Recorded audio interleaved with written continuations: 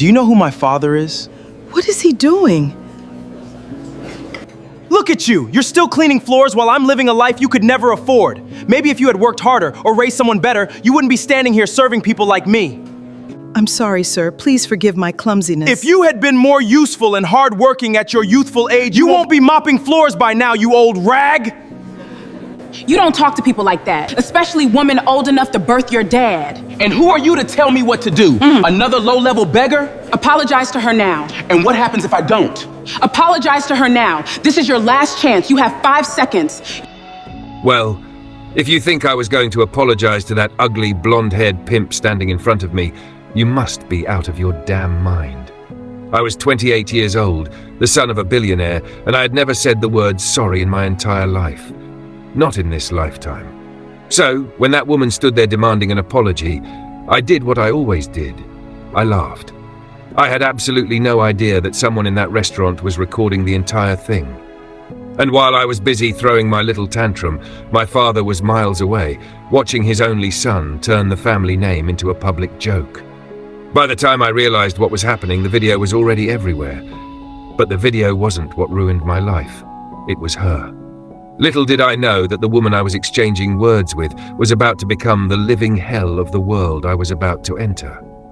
But before we continue, to support the channel, you can visit our store and check our new product arounds. It's designed to help you pause, understand what's really happening in your relationship, and make clearer decisions instead of reacting in the heat of the moment. There's no one telling you what decision to make. You work through it yourself. The link is in the description. Let's get back to today's story. I didn't know it that night, but the woman I had just humiliated was about to become the most important person in my life. At the time, though, I couldn't have cared less. I walked out of the restaurant like nothing had happened. My shirt was clean, my watch was still on my wrist, my car was waiting outside, and as far as I was concerned, the problem was over. I was wrong. I didn't know that yet. I didn't know that by the end of the night, my father would take away the one thing I'd always believed could never be taken from me: my life. Not literally. The life I had built around his money. But before I tell you what happened, you need to understand something about me. I had never been told no. Not seriously. Not in a way that mattered. My father was a billionaire. And growing up, I learned very early that his name could open doors before I even reached for the handle. Restaurants knew me. Clubs knew me. Hotel managers knew me. People smiled before I spoke. People apologized before I complained. And if someone ever made the mistake of embarrassing me, my father usually made sure it never happened twice. So I learned the wrong lesson. I thought respect was something money could buy. I thought being feared was the same thing as being respected, and I thought anyone who worked for someone else was already beneath me. That belief followed me everywhere, including that restaurant. The old woman I'd humiliated wasn't even the first person I'd treated badly that week. It wasn't even the first employee I'd spoken to like they were invisible. I just didn't notice anymore. That was how bad I'd become. The strange thing is my father noticed. He always noticed. He just didn't tell me. Not yet. That night I walked into the house expecting the usual: silence, staff, my room, maybe a message from my father telling me he'd handled the situation. Instead, he was sitting in the living room, alone. His phone was in his hand and he wasn't looking at me. He was watching something on the screen. I knew what it was before he said anything. The video. My video. The one somebody had recorded at the restaurant. The one that was already spreading across social media. I stopped near the doorway. "Dad." He raised one finger. I didn't speak again. He watched the entire clip. No skipping, no fast forwarding. All of it. The moment the old woman bumped the table, the moment I started shouting, the moment I poured the drink over her, and then Zaria stepped between us. I watched myself argue with her. I watched the people around us pull out their phones, and then I heard my own voice. "Do you know who my father is?" My father finally looked up. "Yes," he said quietly. "I do." I waited for him to laugh. He didn't. Instead, he asked me something I wasn't expecting. "Do you know who you are?" I frowned. "What kind of question is that?" He put the phone down. "That's exactly the problem." I rolled my eyes. "Dad, it was just some employee." His expression changed. Not dramatically, Just enough for me to know I had said the wrong thing. An employee? Yes. The woman you humiliated? She hit my table, and that gave you the right to pour a drink on her? She was being careless. My father stared at me. For a few seconds, neither of us said anything. Then he asked, "How many times have I apologized for you?" I didn't answer, because I knew the number. Too many. He had called restaurant owners, managers, business partners, people I'd insulted at parties, people I'd embarrassed in public, people I'd treated like they existed to serve me. Every time my father cleaned up the mess, and every time I promised I would do better. I never did. My father leaned back. "I used to think you were spoiled because you were young." He paused. "Then I realized you were spoiled because I kept rescuing you." That sentence bothered me, not because it was wrong, because I didn't want it to be right. I stood up straighter. "So what? You're going to punish me because some people online are angry?" "No." He looked at me. "I'm going to punish you because you're becoming someone I don't recognize." I laughed. "You're being dramatic." "No," he said. "I've been patient." Then he reached for his phone again. I thought he was going to show me another article, another comment, another angry post.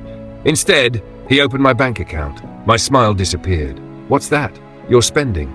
He turned the phone toward me. Cars, hotels, clothes, restaurants, private parties, things I barely remembered buying. "You spent more this month than some people make in a year." "So?" He locked the phone. "So tomorrow morning, you're going to learn what those people know."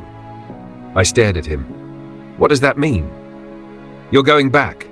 "Back where?" He didn't answer immediately. Then he said the name of the restaurant. I laughed. I actually laughed. "You're joking." He wasn't. "You're going to work there." I stared at him. "You want me to work there?" "Yes." "As what?" "Whatever they need." I shook my head. "No." My father looked at me, and for the first time that night I realized something. He wasn't asking. "You'll stay there for 6 months." 6 months? Minimum. "You can't be serious." "I am." I stepped toward him. "You know who I am?" He nodded. "That is exactly why you're going." I didn't understand. Not then. I thought my father was trying to embarrass me. I thought this was just another punishment I'd survive until he got tired of it. I had no idea he was about to take away everything that made me Caleb. My cars, my cards, my apartment, my allowance, my access to the company, even the driver who had been waiting outside my house since I was 17, one by one. He took them away. I stood there watching my entire life disappear from a list on his phone. Then he placed one thing on the table, a set of keys, not mine, the keys to the small apartment where I'd be staying. I picked them up. There was an address attached. I looked at it. It was nowhere near the neighborhood I'd grown up in. I looked back at him. "You expect me to live there?" "Yes." "For 6 months?" "For as long as it takes." I wanted to argue. I wanted to call him crazy. I wanted to remind him that I was his son. Instead, I heard myself ask, "And if I refuse?" My father stood up. "Then you'll learn what life looks like without me."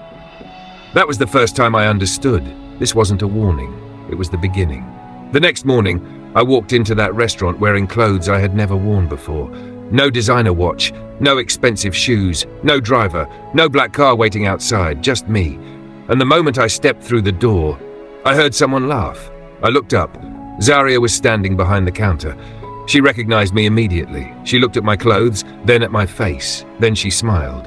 Not the kind of smile I was used to, the kind that said she already knew something I didn't.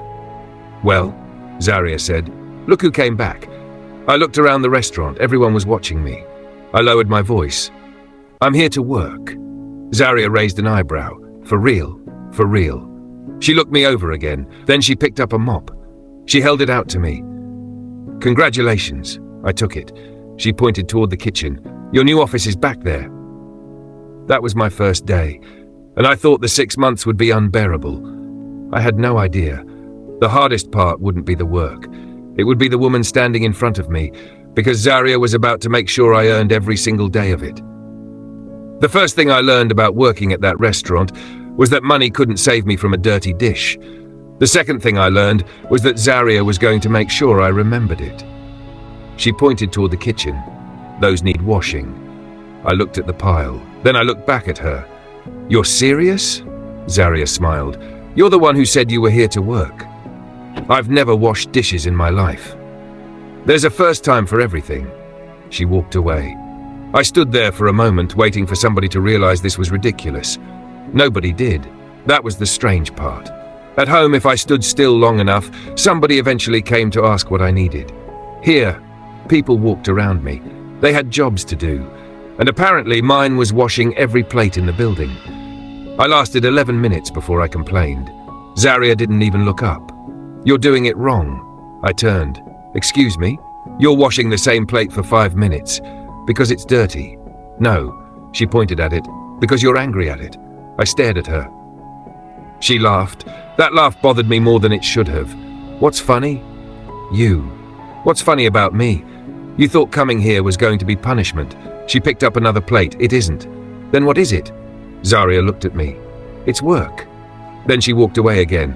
I hated that answer, mostly because there was nothing I could say to it. For the first few days, I tried everything. I complained. I threatened to call my father. I told the manager I wasn't qualified for the job. Nobody cared. Zaria cared even less. If anything, she seemed to enjoy watching me struggle.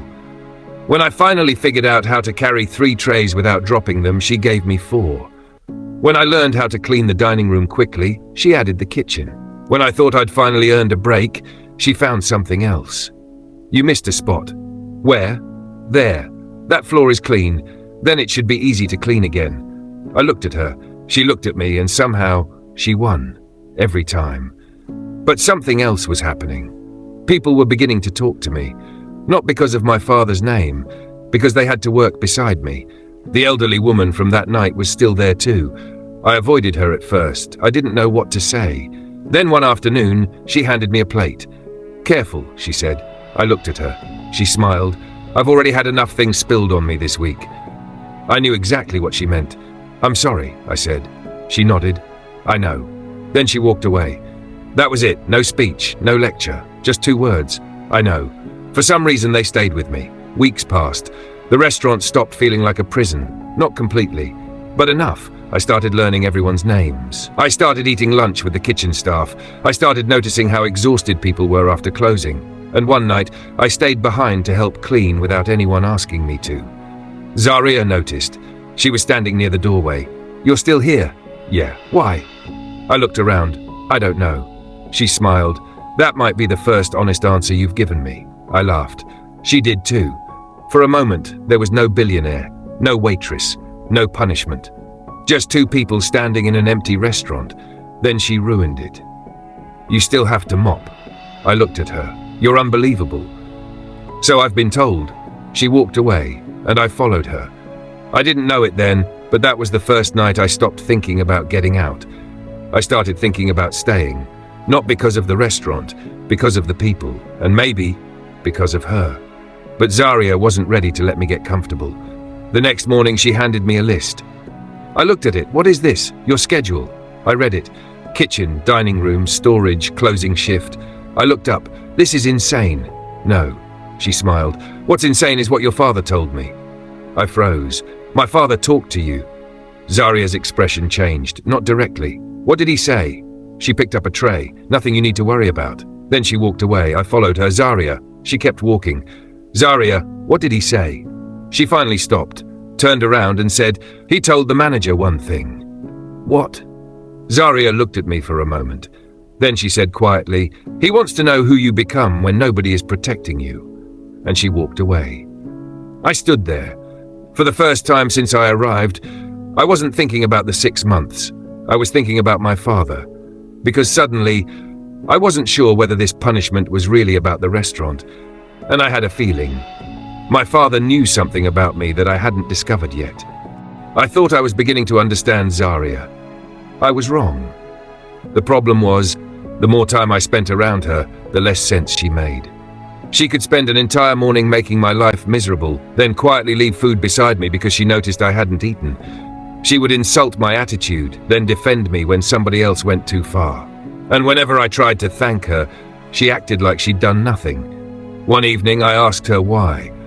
"Why do you keep helping people who don't even appreciate you?" She looked at me. "Because appreciation isn't the reason you help someone." I didn't have an answer for that. I wasn't used to people doing things without expecting something back, especially for me. That was when I started noticing things I'd never noticed before. Zaria remembered everyone's problems. The cook's sick mother, the dishwasher's rent, the old woman's doctor's appointment. Even the manager's daughter had an exam coming up. Somehow she knew everything. But nobody seemed to know much about her. Whenever someone asked about her own life, she changed the subject. I noticed. I just didn't ask. Not yet. Then something happened that changed the way I saw her. A customer left his wallet behind. It had cash in it. A lot of cash. I found it near the table. I picked it up and took it toward the manager. Zaria was already there. She looked at the wallet, then at me. Give it to him. I was going to. I know, she smiled. That's why I'm not worried. The customer returned 20 minutes later. The wallet was handed back untouched. He thanked the manager. Then he left. Zaria went back to work. I watched her. You didn't even want him to know you found it. She shrugged. He got his money back. That's what matters. That sentence bothered me. Not because it was wrong, because I realized I had spent most of my life measuring people by what they could give me.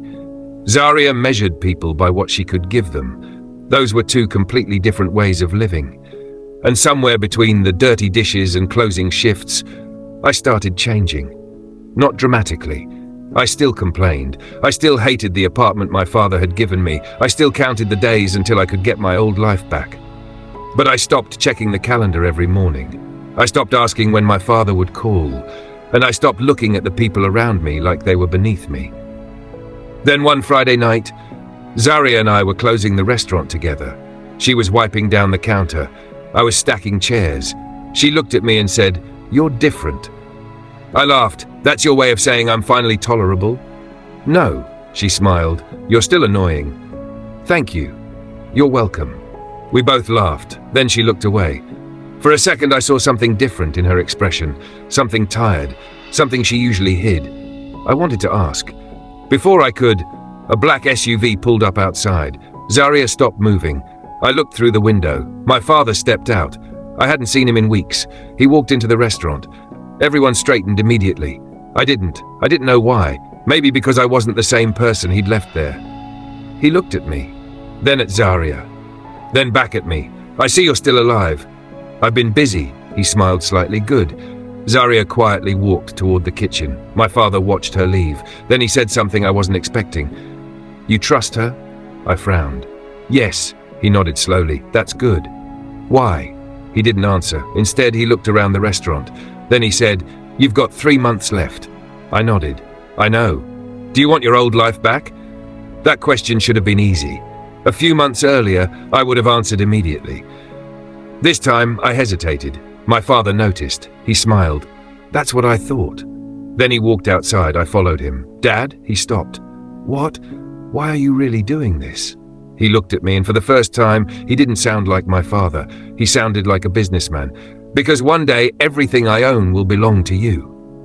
I stared at him. He continued, "And I need to know whether the man receiving it deserves it." Then he got into his car. I stood there watching him leave. I wanted to be angry. Instead, I thought about Zaria, and that scared me. Because for the first time in my life, I wasn't thinking about what I was going to inherit. I was thinking about what kind of man I wanted to become. The next morning, Zaria wasn't at work. I asked about her. Nobody knew. She hadn't called. She hadn't texted anyone. And for some reason, I couldn't stop looking at the empty space behind the counter where she usually stood. That was when I realized something I wasn't ready to admit. 6 months ago, I had come to that restaurant because my father took everything away from me. Now, I was terrified of losing the one thing I never knew I needed, Zaria. And I still didn't know why she had suddenly disappeared. Zaria was gone for 3 days. 3 days doesn't sound like much, until you're waiting for someone who has somehow become part of your routine. I asked the manager again. Nothing. I asked one of the cooks. Nothing. Nobody seemed to know where she was. Then on the 4th morning, she walked through the back door. She looked exhausted. I wanted to ask where she'd been. Instead, I said the first thing that came to my mind, "Are you okay?" She looked at me. "I am now." That answer told me almost nothing, but I knew better than to push her, so I didn't. At least, I tried not to. We went back to work, but something had changed. She was quieter. I noticed her checking her phone when she thought nobody was watching. I noticed the way she would step outside and stay there for a few minutes, and I noticed something else. She had started avoiding me. Not completely. Just enough for me to notice. Whenever I came near the counter, she'd find something else to do. Whenever I tried to joke with her, she'd smile politely and move on. I finally asked her, "Did I do something?" "No. You're acting like I did." She looked at me. "Caleb, not everything is about you.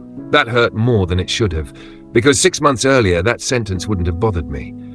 Now, I wanted to know what was wrong. A few days later, my father called. He wanted me at his office.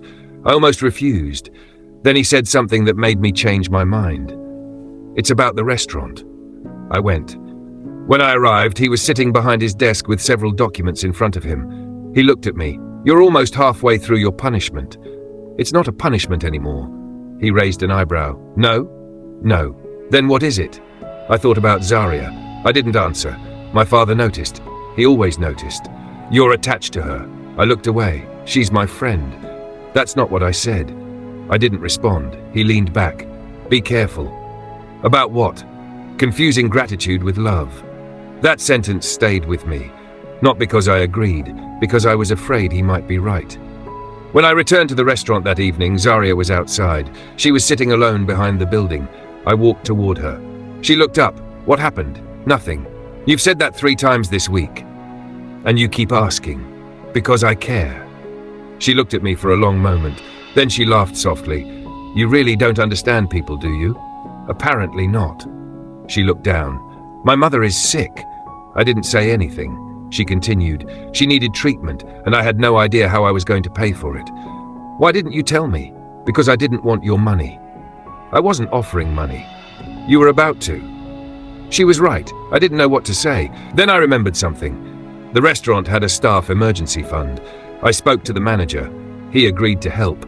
Zaria found out later. She wasn't happy. "You did this behind my back. I didn't give you money. You still interfered. I was trying to help." She stared at me. Then her expression softened. "Thank you." It was the first time she'd said it without a joke afterward. And somehow, that meant more to me than it should have. For the next few weeks, things between us became easier. We laughed again. We worked together. Sometimes we'd stay after closing just talking. I began telling her things I'd never told anyone. About my father. About growing up surrounded by people who wanted something from me. About how lonely it could feel when everybody treated you like your surname mattered more than you did. Zaria listened. She never tried to impress me. Never asked how much money my father had. Never asked what kind of car I drove before all of this. She just listened. And that's when I finally understood why I had fallen for her. It wasn't because she was different from everyone I'd known. It was because she was the first person who didn't care who I was supposed to be. Then came the day everything went wrong. My father returned to the restaurant. This time, he didn't come alone. He had a business associate with him. They were standing near the entrance when I walked out of the kitchen. I heard my father's voice. "We need to be careful with Caleb." I stopped. His associate looked toward the dining room. "And the girl?" My father lowered his voice. "That's exactly what I'm talking about." I couldn't hear everything. Only pieces. "She's becoming important to him, the company, his future." Then the associate said something that made me look toward Zaria. "I hope he understands that people like her don't usually stay around once the money disappears." I didn't hear the rest. I didn't wait. I walked away. But Zaria had been coming around the corner. She heard enough. She stopped. I saw her face change. "Caleb," I walked toward her. "Wait." She shook her head. "So that's what this is?" "What?" "You and your father talking about me." "No. You didn't hear the whole conversation." "I heard enough." "You didn't." She looked at me. "Did you ever actually believe I belonged in your world?" "That isn't what he said." "But you were standing there. I was trying to understand what they were talking about." She laughed bitterly. "Of course." "Zaria, listen to me." "No." She stepped back. "I thought you were different." "I am." "Then why does everyone around you still think I'm some temporary part of your life?" I didn't have an answer. Not one she would believe. She walked away. I followed her outside. "Zaria." She turned. "Don't." I stopped. She wiped her eyes and looked at me. You came here because your father forced you to learn how normal people live. Her voice shook, and somehow I became part of the lesson. That isn't true. Maybe not to you. She walked away. This time, I didn't follow, because I finally understood something. I could lose the company, I could lose the money, I could lose everything my father had promised me, but losing Zaria felt different. It felt like losing the person I had become while I was with her. The next morning, I went to the restaurant. She wasn't there. The manager handed me an envelope. "What's this?" "Your father's people brought it." I opened it. Inside was a letter. My 6 months were almost over. My father was ready to give me everything back. The company, the money, the cars, my old life. I should have been happy. Instead, I looked across the empty restaurant and realized I didn't want my old life anymore. Not if Zaria wasn't in it. I called her. No answer. I called again. Nothing. For the first time, I had everything waiting for me, and the one person I wanted beside me was the only thing I couldn't reach. My father had given me everything back. The cars, the cards, the apartment, the company, the life I had spent 6 months thinking I wanted, and somehow none of it felt like mine anymore. I drove past the restaurant the next morning. I told myself I was only passing by. That was a lie. I parked across the street and sat there for almost 20 minutes. People came in, people came out, but Zaria didn't. I called her again, straight to voicemail. I sent a message, nothing. Then another, still nothing. I finally got out of the car. The manager saw me through the window. He came outside. "You're looking for Zaria," he said. It wasn't a question. "Yes," I replied. He hesitated. "She quit," he told me. Those 2 words hit harder than I expected. "When?" I asked. "The morning after everything happened," he answered. "Do you know where she went?" I asked. He shook his head. "She didn't tell anyone," he said. I looked through the window. The same counter, the same tables, the same kitchen where I'd spent months complaining about washing dishes. Everything looked exactly the same, except her. And suddenly I understood something I should have understood much earlier. The restaurant had never been my punishment. It had been my second chance, and I had almost thrown it away. I went back to my father's office that afternoon. He was waiting for me. "So," he said, "you're finally home." I sat across from him. "I don't want the company," I told him. He looked up. "What?" he asked. "I don't want the company if getting it means becoming the person I was," I explained. My father studied me. Then he smiled, not because he was happy, because he had been waiting for me to say it. "You finally understand," he said. "Understand what?" I asked. "That wealth isn't the problem," he replied.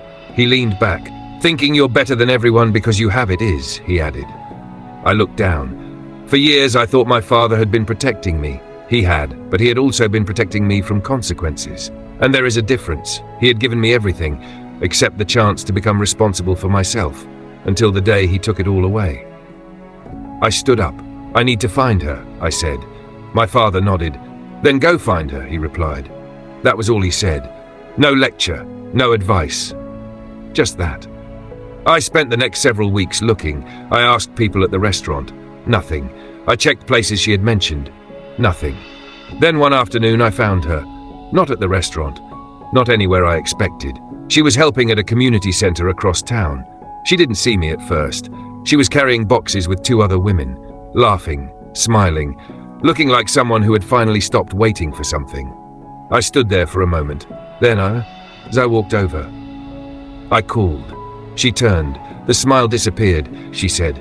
I stopped a few feet away. "I've been looking for you," I told her. "I know," she replied. "You knew?" I asked. She nodded. "The manager told me," she explained. I didn't know what to say, so I told her the truth. "I missed you," I admitted. She looked away. "I missed you too," she said.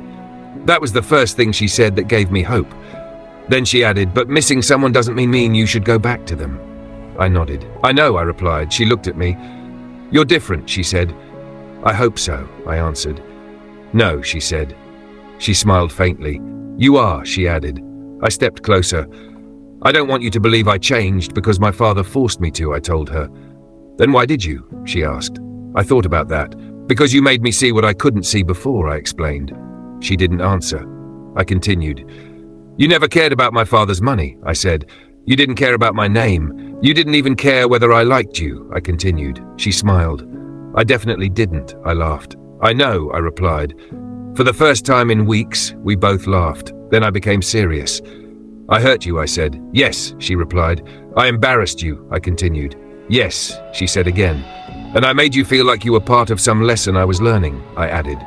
She nodded, then said, You did. I can't change that, I said. No, she replied. But I can make sure I never become that man again. She looked at me for a long moment. Then she asked, What happens when your father gives you everything again? I answered immediately.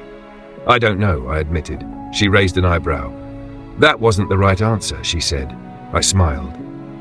Okay, I replied. I took a breath. I'll still be me, I promised. Which me? She asked. The one who learned how to wash dishes, I answered. She laughed. And mop floors, she added. And mop floors, I agreed. And carry 4 trays because you thought 3 was impressive, she continued. I was very proud of those 3 trays, I said. She shook her head. Then she smiled. Not the smile she'd given me at the restaurant. Something softer. Something I hadn't seen in a while. I don't need you to prove you're rich, she said. I know, I replied. I don't need your father's company, she added. I know, I said again. And I definitely don't need you rescuing me, she continued. I know, I repeated. She paused. Then what exactly do you want? She asked. I looked at her and said slowly, You. She didn't answer immediately. She looked down, then back at me. You're still annoying, she said. I've been told 1001 times, I replied. And arrogant sometimes, she added. I'm working on that, I said. And you still think you're funny, she continued. I am funny, I insisted. She laughed, and that was how it started again. Not with money, not with a company, not with a grand gesture. Just 2 people who had hurt each other, deciding to try again. Months later, my father asked me to come into his office. The company was officially mine to begin leading. He slid a folder across the desk. You ready? He asked. I looked at the folder, then at him. I think so, I replied. He smiled. You know what the strangest thing is? He asked. What? I said. You spent your whole life preparing to inherit this company, he told me. He pointed at the folder.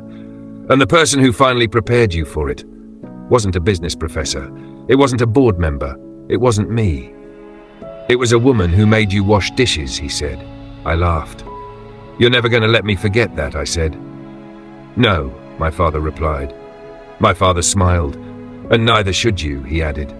I opened the folder. For the first time, I wasn't excited because of what the company could give me. I was thinking about what I could do with it. Better wages for employees, better treatment, opportunities for people who had never been given one. Because I finally understood something. A person's job doesn't tell you their value. A person's clothes don't tell you their value. Their bank account doesn't tell you their value, and neither does the name on their father's office door. I had spent years looking down on people, until I became one of them. And the woman I once thought was beneath me was the person who taught me how to stand properly. So if there's one thing I want you to take from my story, it's this. Never confuse privilege with superiority. Money can buy comfort, it can buy cars, it can buy houses, it can even buy people who tell you what you want to hear. But it cannot buy character. Character is built when nobody is watching. It's built when you have nothing to gain from being kind. And sometimes the person you think has nothing to teach you is the person who has the most to teach you. If you've made it this far, I want to ask you something. If you were Zaria, would you have forgiven Caleb? Would you have given him another chance after everything he did? Or would you have walked away and never looked back? Tell me honestly in the comments. And don't just say yes or no. Tell me why. I want to know what you would have done. If Caleb's story made you think about the way we judge people, hit the like button. Share this story with someone who needs to hear it.